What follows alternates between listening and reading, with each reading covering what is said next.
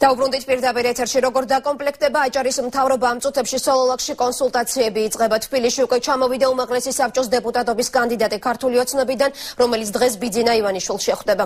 სავარაუდოდ ამ შეხვედრაზე გაირკვევა, ვინც წარადგენენ აჭარის მთავრობის მეთაურად და მთავრობაში. ნოდარ ჩაჩუა გააშუქებს დღესაც კონსულტაციებს, დაისახლა სოლოლაკიდან პირდაპირ ეთერში ჩაგვერთვება. ნოდარ, მოვიდა თუ არა უკვე გიორგი მასალკინი?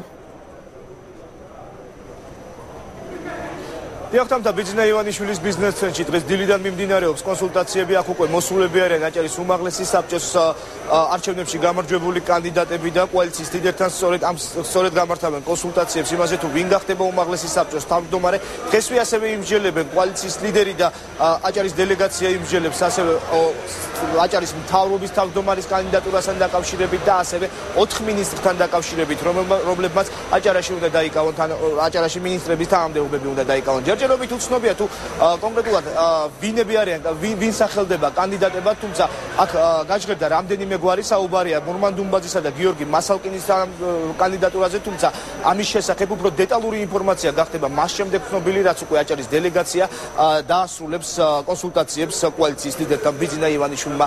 აქ აჭარის დელეგაციამ უკვე მედიასთან პირველი კომენტარებიც გააკეთეს, მათ დაადასტურეს, რომ კონსულტაციები აღნიშნულ საკითხებთან დაკავშირებით მიმდინარეობს, თუმცა კონკრეტული გვარები მათ ჩვენთან არ დაუსახელებია.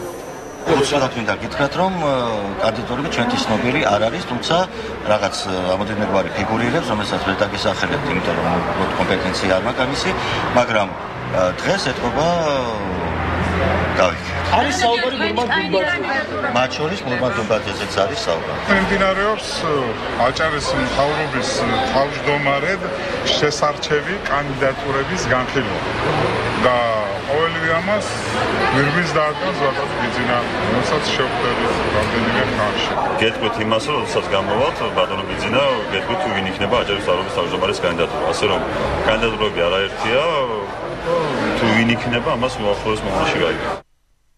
კონსულტაციები აჭარის მთავრობის თავმჯდომარის თანამდებობაზე და ასევე სხვა მინისტრების კანდიდატურებზე გუშინ გვიან ღამით დაიწყო უკვე, როგორც თავად აჭარის დელეგაციის წარმომადგენლებმა განაცხადეს კონკრეტული კონტურები თუ ვინ იქნება, კონკრეტული პიროვნებები უკვე მათთვის ცნობილია, თუმცა ამ ყველაფერს კოალიციის ლიდერი სწორედ შეხვედრის დასრულების შემდეგ დაასახელებს.